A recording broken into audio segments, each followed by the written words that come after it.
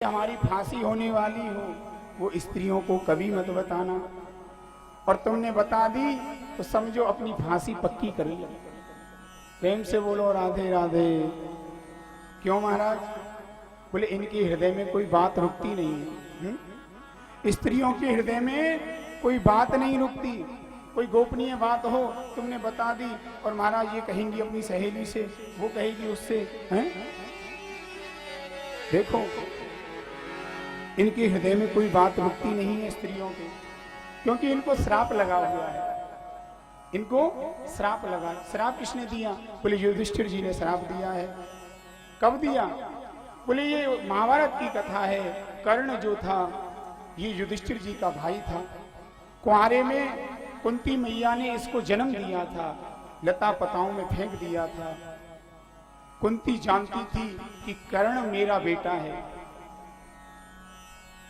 जब कर्ण मर गया तो युधिष्ठिर जी सबके नाम का पिंड दे रहे थे। बोले बेटा एक पिंड तू कर्ण के नाम का भी दे दे। क्यों माँ? कर्ण हमारी जाति का नहीं, बिरादरी का नहीं, उसको पिंड लगेगा क्या? बोले हाँ बेटा लगेगा। अरे वो तेरी जाति का नहीं, वो तो तेरा भाई है भाई। युधिष्ठिर जी ने सुना, क्या कहती है माँ?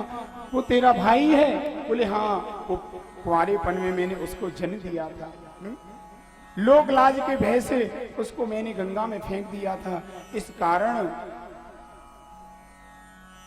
वह तेरा भाई हुआ, उसको एक पिंड दे दे। युधिष्ठिर जी की आंखों में आंसू आ गए। बोले माँ तूने मेरे को पहले क्यों नहीं बताया? इतना बड़ा वीर, इतना बड़ा महाराज योद्धा तूने मरने दिया, पहले बताती तो मैं उसे मरने नहीं देता। मैं उसे मरने नहीं देता। तो जाओ मैं श्राप देता हूं, आज के बाद कोई स्त्री अपने हृदय में कोई बात रख नहीं पाएगी, उसको ओपन कर देगी।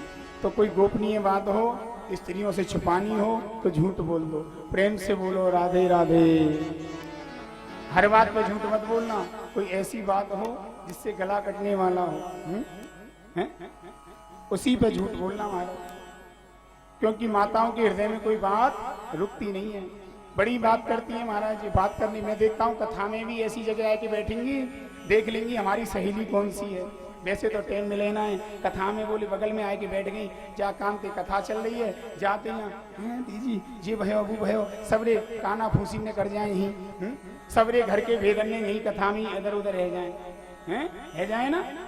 अरे कथा की बात तो छोड़ो, ये वहां भी जाती है ना तो वहां भी मुंह बंद नहीं होता है। कहां पर? अब समझ जाओ तो प्रेम से बोलो राधे राधे। जय श्री राधे। वहां भी मुंह बंद नहीं होता हमारा, इतनी बोलने की हालत। तो स्त्रियों से कोई बात छुपा दो, पाप नहीं लगता जो। और नर्म हंसी मजाक में भी झूठ बोल दो तो पाप नहीं लगता हमारा। हंसी मजाक कर रहे हो, थोड़ा झूठ चल जाए तो उसमें भी पाप नहीं लगता। और विवाही चो, किसी कन्या का विवाह हो रहा हो, वहां पर हम झूठ बोल दें, कन्या भली अंगूठा छाप हो, और कह दो साहब हमारी कन्या तो बहुत पढ़ी लिखी है, भले ही स्कूल उसने, अब भाई किसी का घर बस रहा है हमारी झूठ से, तो वो झूठ नहीं है, तो वो झूठ नहीं है महाराज। और वृत्त्यर्थे प्राण संकटे, किसी के प्राण बच रहे हो हमारी झूठ से, कोई लुट रहा हो मर रहा हो हमारी झूठ से बच जाए तो ऐसी झूठ से भी पाप नहीं लगता। राजा तू तो बर्बाद होने वाला है, सब कुछ लुटने वाला है, मैंने देख लिया है, झूठ बोल दे। लेकिन राजा बलि कहता है गुरुजी अब चिंता मत करो, मेरे तो दोनों हाथों में लड्डू हैं, यदि ये भगवान हैं और महाराज सब कुछ भी ले लेंगे तो दुनिया मेरा यश गाएगी, दुनिया मेरी कथा गाएगी कि भगवान होकर के और महाराज बलि के यहाँ भीख मांगने गए हैं, भगवान होकर के बलि के यहाँ भीख मांगने गए, दुनिया मेरा यश गाएगी। और यदि ये साधारण ब्राह्मण है तो फिर किसी बात का भय नहीं। भगवान बोले क्या बात हो रही है गुरु चेले में? बोले कुछ नहीं, थोड़ी सी नहीं, कुछ नहीं, बताओ जल्दी संकल्प करते हो हम चले। नहीं महाराज संकल्प हो रहा है, करो तो। महाराज कमंडल में से जल लिया, जल लो, और कमंडल लेके आए। शुक्राचार्य जी बोले चेला तो लुटने ही वाला है महाराज, अब बचेगा नहीं। तो शुक्राचार्य जी भी बड़े पक्के गुरु, बोले महाराज ऐसा बताते हैं, विष्णु पुराण में कथा आती है, भागवत में तो नहीं है, कि जब जल ले रहे थे संकल्प के लिए कमंडल में से, तो शुक्राचार्य जी ने छोटा सा रूप बनाया और उस कमंडल की टोंटी में जाकर के बैठ गए। बोले ना जल आएगा हाथ में, ना संकल्प होगा, ना चेला लुटेगा महाराज। भगवान ने कहा अच्छा तुम कैसे गुरु हो भाई, चेला पे ज्यादा ही मेहरबान हो रहे हो। अरे कोई चेला दान पुण्य करना चाहता है तो उसको करने दो चकाचक, बीच में क्यों टांग अड़ा रहे हो भाई दान पुण्य में? ये गुरु नहीं हो सकता। तो भगवान ने क्या किया, कुसा ली। बोले महाराज इस टोंटी में कुछ है, क्या है? चलो मैं देखता हूँ अभी। भगवान ने लेके और उस टोंटी में कुसा घुसाई तो शुक्राचार्य जी की एक आंख गोविंदाय नमो नमः हो गई है। एक आंख ही पधार गई। गुरु को एक आंख से देखना चाहिए बोले। उसके बाद में संकल्प हुआ। बोले संकल्प हो गया? बोले हाँ। बोले प्रणाम करो। प्रणाम किया और जैसे ही प्रणाम किया है आज वामन भगवान ने बहुत विराट रूप ले लिया है। बोलो विराट भगवान की। विराट रूप ले लिया है भगवान ने यहाँ पर। और इसके बाद में महाराज आज इतना विराट रूप लिया कि भगवान का सिर तो बलि को दिखाई नहीं दिया। सिर कहाँ है? चरण ही दिखाई दिए। दैत्य लोग मारने को दौड़े। बोले कोई नहीं मारेगा, ये मेरे आराध्य हैं, ये मेरे प्रभु हैं, कोई नहीं मारेगा महाराज। और 2 चरणों से तीनों लोगों को नाप लिया। भगवान का चरण ब्रह्मलोक पहुंचा। ब्रह्मा जी ने कहा मेरे लोक में आया है भगवान का चरण, तो अपने कमंडल में से जल लिया, भगवान के चरण को धोया है, अपने कमंडल में रख लिया है। और जो कमंडल में भर के रखा है वही श्रीमती गंगा जी है। बोलो गंगे मैया की जय। बोलो गंगे मैया की जय। आज भी भगवान के चरणों से उद्धृत है। लोग नहाते हैं, पापों को धोते हैं। इसके बाद में महाराज 2 चरणों में तीनों लोग नाप लिए, खड़े हो गए बलि के सामने। बोले राजन अब तीसरा चरण कहाँ रखूं बता? अरे जो दान देने के बाद दान नहीं देता है वह नरक में जाता है। तुमने संकल्प कर लिया है, अब बता मैं कहाँ रखूं तीसरा चरण?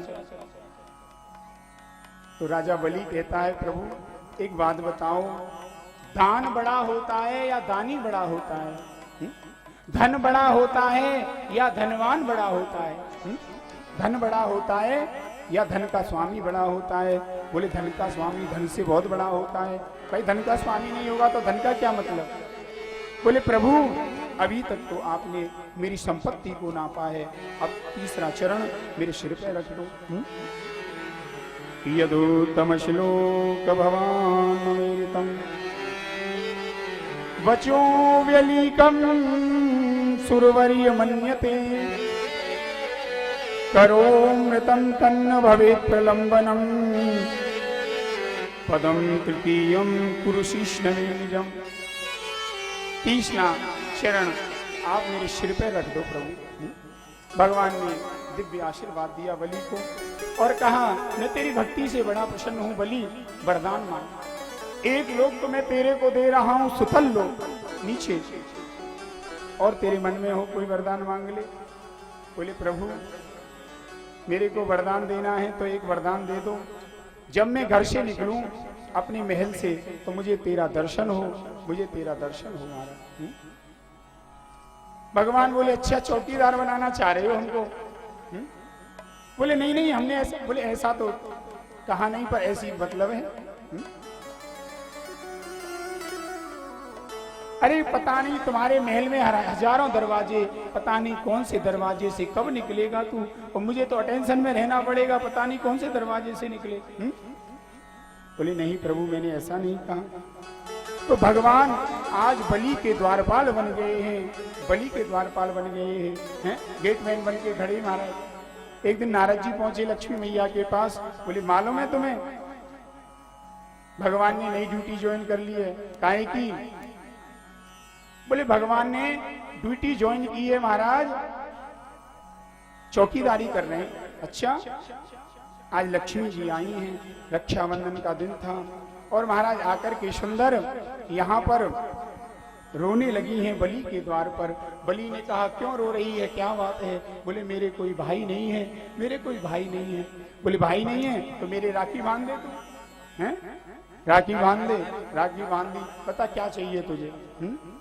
भाई जब बहन भाई के राखी बांधती है तो कुछ ना कुछ दिया जाता है। बोले क्या चाहिए बता? बोले मुझे ये अपना चौकीदार दे दो। चौकीदार? अरे कौन हो तुम? बोले मैं इनकी धर्मपत्नी लक्ष्मी हूँ। अच्छा, वेश बदल के आने की क्या जरूरत थी, सीधे सीधे बोल देते। हाँ, प्रेम से बोलो राधे राधे।